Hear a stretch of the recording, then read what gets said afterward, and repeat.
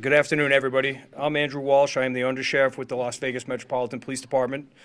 I want to thank you all for being here today as we discuss this year's Formula One Las Vegas Grand Prix.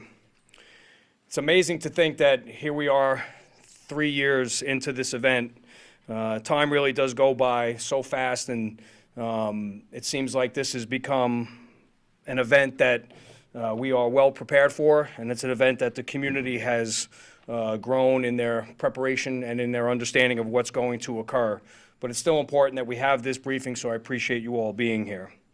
Before we get into the briefing and the discussion on Formula One and Grand Prix this weekend, I think this is an opportunity for us and for myself as the Undersheriff and on behalf of the Sheriff and the Las Vegas Metropolitan Police Department to point something out that's basically at epidemic proportions in our community, and that's traffic fatalities. And when you think about Formula One racing and the speed and the skill and the precision it takes to operate one of those vehicles, it seems like we have community members, our neighbors, driving on our city streets, driving on our roadways at speeds that would rival what a Formula One driver would compete at. It's resulted in 139 traffic fatalities in our jurisdiction this year. And typically, I would be upset if we deviated from the agenda and talking about what's most important here and what we're here to address, which is Formula One. But while we're talking about driving, I want you to think and comprehend 139 traffic fatalities. And we're sitting here November 12th. We still have a little less than 2 months to go before the end of the year. That's 139 individuals of all ages, of all races. It's a thing that does not discriminate in our community, young, old, doesn't matter what race you are. There's 139 people that won't be at Thanksgiving dinner here in a few weeks. We need to change our behavior on our roadways. As we look at Formula One and Grand Prix, we have to digest and understand that the Las Vegas Police Department and our city and our community and the county, we have grown to deal with large-scale events like no other jurisdiction can. Every weekend, we take great pride in the number of events that take place in our community, not to mention the work we do keeping the rest of our community safe while large events are occurring in our tourist corridor. Even though this is the third year we're hosting the Las Vegas Grand Prix, we refuse to be complacent in our preparation, we refuse to be complacent in our staffing, and we refuse to be complacent in our messaging. We know that a large-scale event like this is something that we could never let our guard down. With that said, we have spent countless hours with all of our partners here today planning for the safety of the spectators, drivers, and pedestrians that will be in and around the tourist corridor and the Strip during this major weekend for us. At the same time, while we're putting these plans together, we also have to make sure that we have plans to keep the rest of the community safe and accessible to our full-time residents and tourists alike. With that in mind, I want to thank all the local, state, and federal partners that have been working side by side with us again this year. We'll also, along with them, have a large presence inside of the track, outside on the Strip. And like I said earlier, this is something that we do regularly. We're not a stranger to large-scale events occurring on Las Vegas Boulevard. But as always, this race and the footprint of this race makes this a unique challenge to us.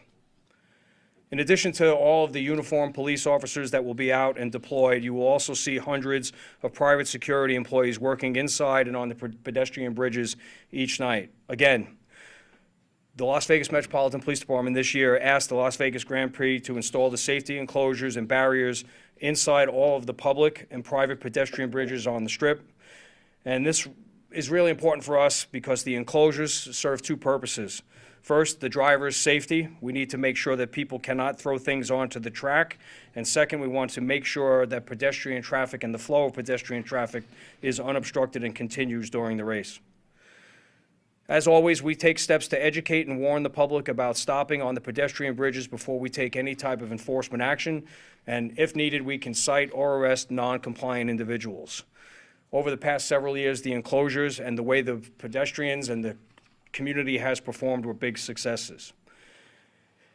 There's a lot of things that are restricted in and around the race zone and inside the race zone, and you'll be able to hear some of that from our partners here from F1 today. But as a reminder, you will not be able to possess or carry glass bottles on the Las Vegas Strip or outside casino properties starting on Monday, November 17th through the end of the race. And again, like I said, the race folks that are here today will have some additional information on the prohibited items. We also put this information out through the media like we're doing here today. As a reminder, we take advantage of the airport, the advertising at the airport, social media, and the marquees located in and around the Strip. So the public should be well informed of what those restrictions are. And as always, there's going to be road closures in and around the circuit. Be about the same as they were last year, include portions of Las Vegas Boulevard, Koval Lane, Harmon, and Sands Avenue. These closures will start Thursday, November 20th through Saturday, November 22nd. They will begin at 1 p.m. with a hard closure at 3 p.m.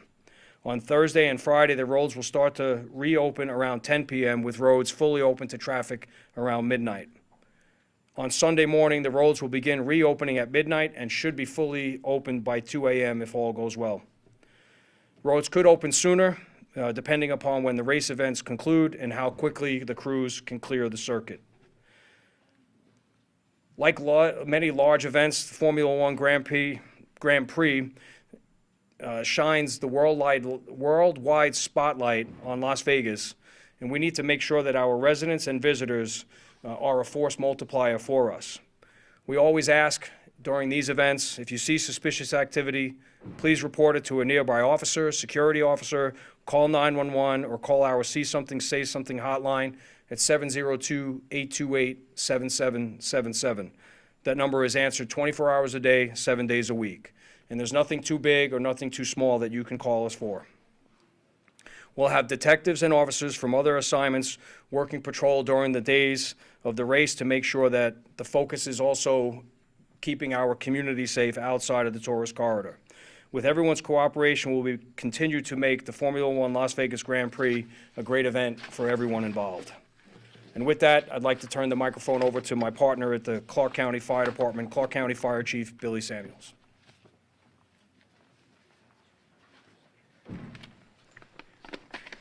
Good afternoon. It's a pleasure to be here.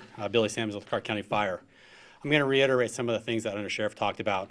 Clark County, first of all, is proud to sponsor and partner with the Las Vegas Metropolitan Police Department and all of our agency partners in the Valley, including Las Vegas Grand Prix.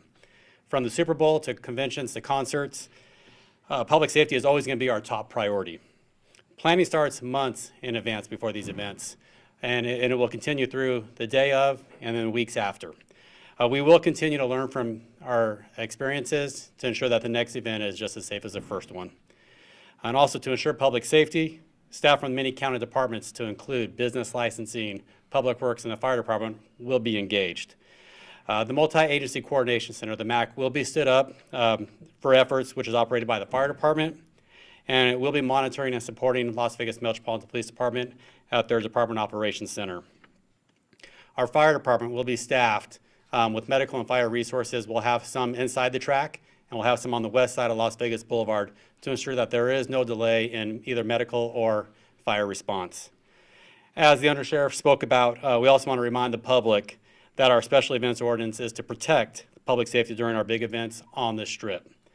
And they will be in effect throughout all the periods when the roads are closed. Please relay the message on those items. And with that, I'd like to turn the podium over to Ms. Lori Kraft from Las Vegas Grand Prix. Thank you, Chief, and thank you, Under Sheriff Walsh. I'm joined here today by our General Manager, Terry Miller. In 1 week, Formula One fans will descend on the world's most incredible destination for its third time to bring the thrill and speed of Formula One to the heart of the entertainment and sports capital of the world. Las Vegas will again be on a world stage. The 3-day event includes 3 practices, a qualifying session, and the race itself. We're excited that this year's support race is the F1 Academy, the female race car drivers, and they will have their own dedicated paddock building as well. Fan activations from some of the world's most iconic brands, including Disney's Mickey and Friends, offering a spectacular show on the fountains of Bellagio and pit lane walks for our guests. Local Las Vegas entertainers, some of the world's best DJs, live nightly concerts at the T-Mobile Sphere Zone, and driver appearances on the Heineken Silver Main Stage are among the highlights. Outside of the three-day event, we're excited to once again host Community Day next Wednesday for 400 Clark County School District middle schoolers to give them a behind-the-scenes experience of the Las Vegas Grand Prix. We also, for the first time, are hosting the F1 Business Summit on Thursday, bringing the best minds from the biggest sports and entertainment brands, including Disney, Lego, Fanatics, and EA Sports. As one of the few Formula One city circuit races, cars will travel throughout our 3.8-mile circuit through 17 turns over 50 laps at speeds of 200 miles an hour plus. Our highest priority, similar to the undersheriff and the police chief, is to keep our attendees and the community safe while ensuring guests have a fantastic experience. This event is not possible without the partnership and collaboration among several public and private agencies.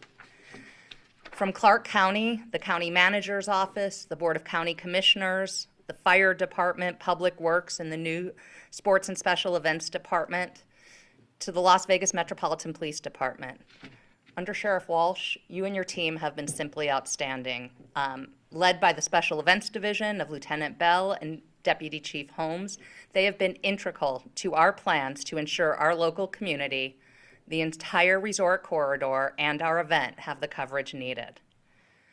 During race week, our event operations, safety, and security teams will be based out of our Event Week Operations Center, what we refer to as EWOC, and they will work closely with all the emergency management and public safety personnel at our various event command posts from Switch to MAC, and we greatly appreciate all these entities coming together to collaborate to make this event safe. All on-track safety measures are handled by the FIA, the governing body for our motorsport organization.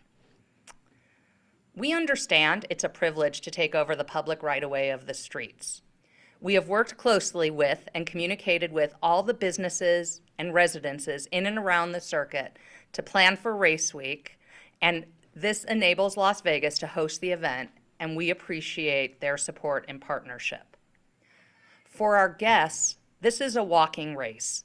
There are 4 rideshare locations that will be offered from Tuscany Suites and Casino, Park MGM, the Hughes Center, and Virgin Hotel Las Vegas.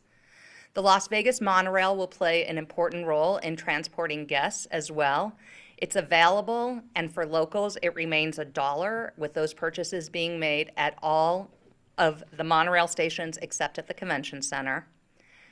I'd like to also acknowledge the Las Vegas Convention and Visitors Authority. We have Will Hunter here today.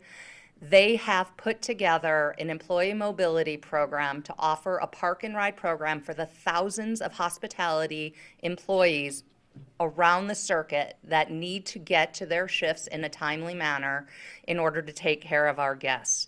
We appreciate that that will begin on Tuesday evening and will conclude in Sunday morning. We encourage the local community to continue using our transportation website, transportation.f1lasvegasgp.com, or they can get frequent updates from our texting platform in partnership with Clark County, texting F1LV to 31996.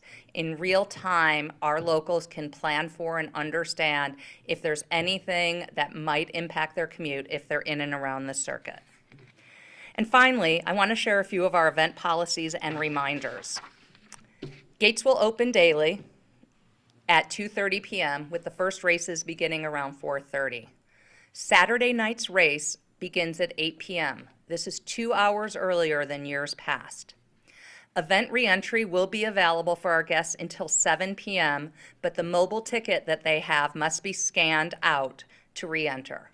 The mobile app is everything for our guests who are coming. everything they need, from wayfinding to their tickets to information to any notifications that we need to update them throughout race weekend will come from that mobile app. We do have our bag policy in place, and there will be a courteous screening upon entry. You can see some of the items here, from totes and backpacks being transparent and no larger than 12 inches by 6 inches by 12 inches.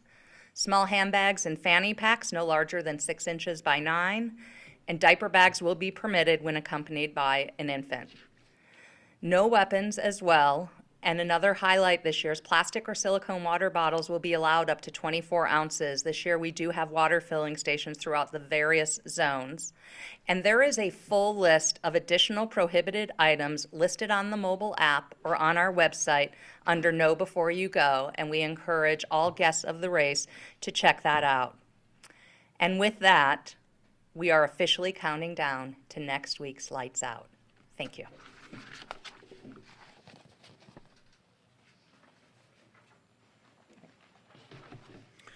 All right, if anybody, Jamie, we taking questions? So if anybody has any questions for any of us that have presented here today, yes, sir.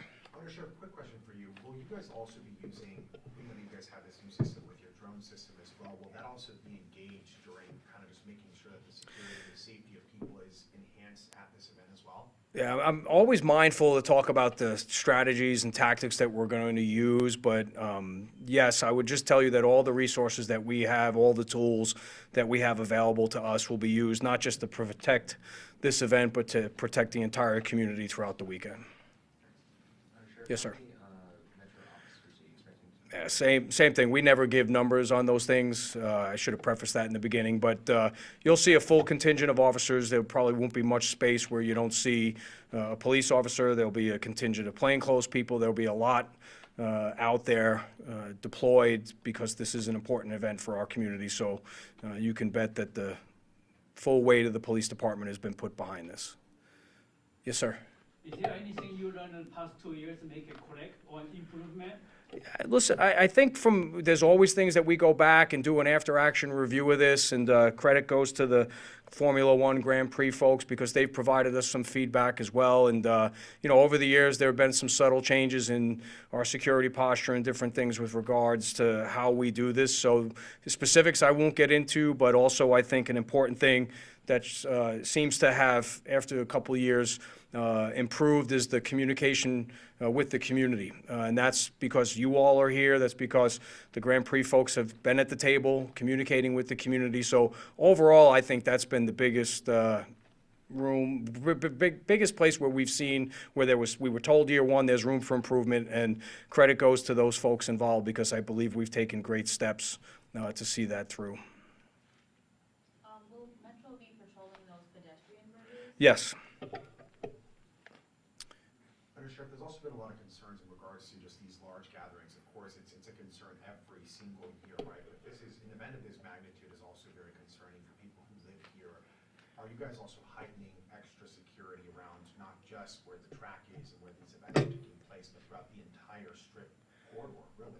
Yes. So it's a great point, is because the critical infrastructure that are in and around Las Vegas Boulevard really are key parts to our city. That large events, obviously this is a little bigger than some of the other events we have, but our posture for things like this, New Year's Eve, some of the, you know, we've seen championship parades. I mean, the list goes on and on and on of what we're experiencing. And, you know, those things are only going to continue to grow as the more we have success with the Convention Visitors Authority attracting large-scale events like this to our city. So I'd like to say we're the best at it, but I don't, you know, obviously I have an internal view of that, but no, it's very important. There's so much that's in and around the tourist corridor that, yes, that those are key areas for us to focus on, and we do those every weekend.